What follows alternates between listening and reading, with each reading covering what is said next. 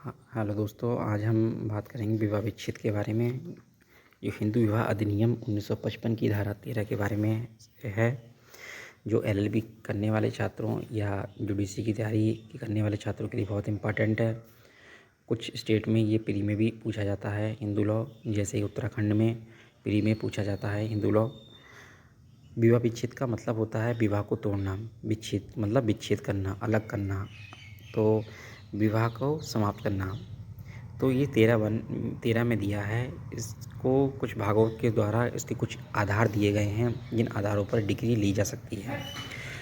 विवाह विच्छेद जो होता है वो सिविल प्रक्रिया के अंतर्गत चलता है, सिविल प्रक्रिया उस पर अपनाई जाती है। तो इसमें पहला इस भाग में बांटा गया है सेक्शन 13 को, पति पत्नी दोनों के लिए आधार तलाक के आधार दिए गए हैं कि दोनों लोग इन आधारों पर अपना तलाक की डिग्री ले सकते हैं।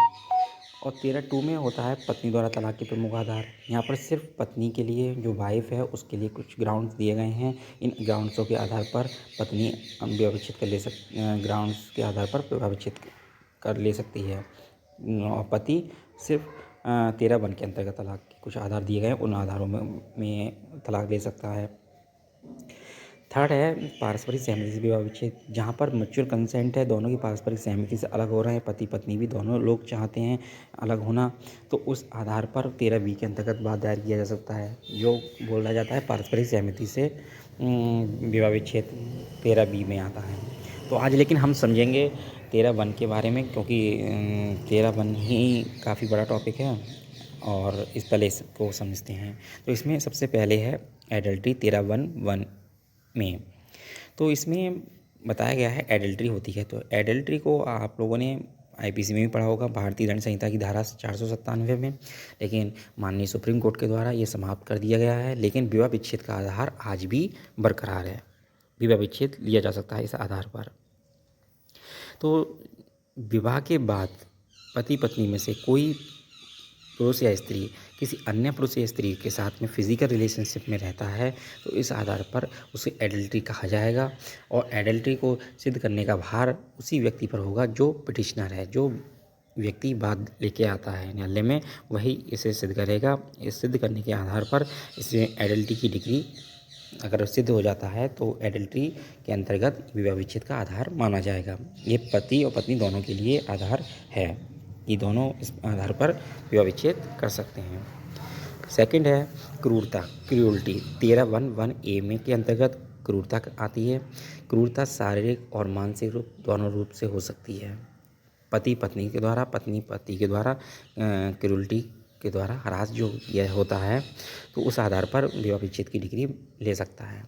मारपीट करना, गाली गलौज करना, समाज में उसके लिए अपमानित करना, या बहुत सी चीज़ें हैं, इन आधारों पर शारीरिक मानसिक रूप से प्रताड़ित होने पर, हरास होने पर, क्रूरता के आधार पर विवाह विच्छेद की डिग्री पति पत्नी जो पीड़ित है वो ले सकता है। इसके कुछ केस हैं, रसेल बनाम रसेल, दास्तानी बनाम दास्तानी, सोवरानी बनाम मधुकर रेड्डी का ये केस हैं। इन केस को कभी कभी पूछ लिया जाता है, ये केस किस आधार से संबंधित हैं, तो इन क्रूरता के आधार से संबंधित हैं। तो इन चीज़ों केस को बारे में समझना है। नेक्स्ट है अभित्यजन, जो 13(1)(b) में दिया गया है, इसको बोलते हैं अभित्याग करना। तो जो व्यक्ति पिटिशनर है और जो प्रतिवादी है, डिफेंडेंट है, वो कम से कम 2 वर्ष से अधिक से वो एक दूसरे से अलग रह रहे हों, एक दूसरे के पास नहीं आ रहे हों, तो ऐसी स्थिति में उन्होंने के साथ में कोई रिलेशनशिप नहीं रही हो, तो ऐसी स्थिति में ये माना जाएगा कि उसने अभित्याग कर दिया है। तो ऐसी स्थिति में वो इसके आधार पर भी पति पत्नी दोनों अपना विवाह विच्छेद की डिग्री ले सकते हैं, विवाह विच्छेद का आधार माना गया है। 13(1)(2) में कन्वर्जन का होता है, धर्म परिवर्तन कर लेना, कि धर्म परिवर्तन के आधार पर भी तलाक का आधार माना जाता है। हिंदू में जैन, बौद्ध, सिख धर्म आते हैं, और मुस्लिम में ईसाई, पारसी, यहूदी धर्म आते हैं। अगर हिंदू धर्म के व्यक्ति किसी मुस्लिम धर्म को अपना लेते हैं तो धर्म परिवर्तन माना जाता है, और इस आधार पर विवाह विच्छेद की डिग्री ली जा सकती है कि हाँ, ये व्यक्ति ने धर्म परिवर्तन कर लिया। इस आधार पर वो जो पिटिशनर होता है वो बात दायर कर सकता है और उसे इस आधार पर विवाह विच्छेद की डिग्री मिल सकती है। वो स्त्री भी हो सकती है, पुरुष भी हो सकता है।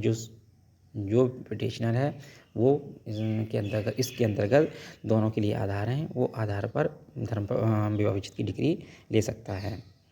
इसमें एक केस है सरला मुद्गल बनाम भारत संघ 1995 का। इसमें सुप्रीम कोर्ट ने अभी निर्धारित किया था कि हिंदू पति ने इस्लाम धर्म ग्रहण कर पुनः विवाह कर लिया तो वह पुनः विवाह का दोषी होगा, क्योंकि वो इसलिए क्योंकि जहाँ पर जो मामला था वो हिंदू पुरुष ने पहली पत्नी के साथ जीवित रहते हुए पुनः विवाह कर लिया, उससे विवाह विच्छेद नहीं हुआ।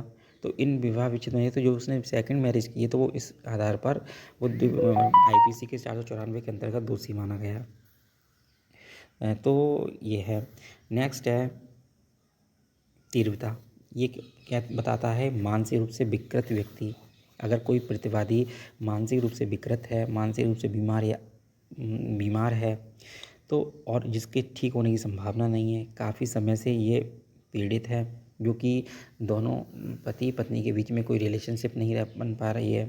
इस हिसाब से जो व्यक्ति आपस में इतने मानसिक रूप से ग्रस्त हैं कि विकृत हैं, जिससे जो विवाह का औचित्य है वो पूरा नहीं हो पा रहा है, विवाह की पूर्ण नहीं हो पा रहा है। तो इन आधार पर मानसिक रूप से विकृत व्यक्ति के आधार पर भी तलाक का आधार माना गया है। इस पर तलाक लिया जा सकता है कि मानसिक रूप से बीमारी होने पर, लंबे समय से इस के प्रति बीमार रहने पर, और तलाक का आधार दोनों को मिल जाता है पति पत्नी के लिए, वो इन आधारों पर तलाक ले सकते हैं। नेक्स्ट है कुष्ठ रोग। तो कुष्ठ रोग 13(1)(4) में दिया गया है। अगर यहाँ प्रतिवादी कुष्ठ रोग से पीड़ित है और लंबे समय तक वह इस बीमारी से ग्रस्त है और इसके ठीक होने की संभावना नहीं है, तो यहाँ पर यह लगता है कि वह इलाज बीमारी है और न्यायिक पृथक्करण के अंतर्गत रह रहा है, तो इस आधार पर उसे तलाक का आधार बना रहेगा। वो दोनों पति पत्नी दोनों इस आधार पर तलाक ले सकते हैं। नेक्स्ट है 13(1)(5) में रतिजन्य रोग। रतिजन्य रोग के लिए अगर हम एक्ट की बात करें तो 1976 में के संशोधन से पूर्व तलाक का विवाद दायर करने के लिए कम से कम 3 वर्ष का समय दिया था।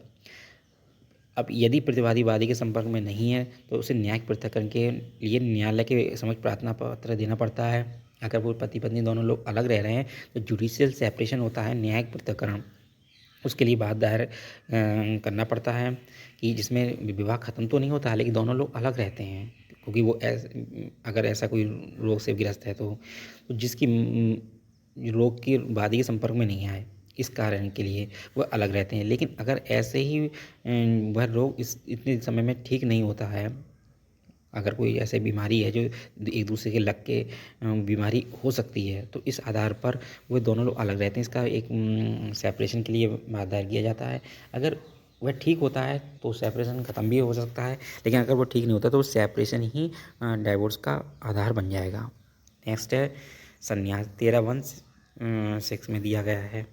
जो व्यक्ति हिंदू धार्मिक मार्ग पर ग्रस्त है अपना, क्योंकि हिंदुओं में जो विवाह का बताया गया है वो एक गृहस्थ आश्रम के लिए बताया गया है, और जो व्यक्ति गृहस्थ आश्रम को अपनाकर अगर सांसारिक मोह माया में भंग हो जाती है, उस व्यक्ति को सन्यासी कहा जाता है, जिसको हम सन्यास कहते हैं। अगर वो व्यक्ति संन्यास का जीवन व्यतीत करता है तो इस आधार पर विवाह की जो औचित्य है वो पूर्ण नहीं हो सकता, तो इन आधारों पर भी विवाह विच्छेद की डिग्री ली जा सकती है। पति पत्नी दोनों के लिए आधार दिया गया है।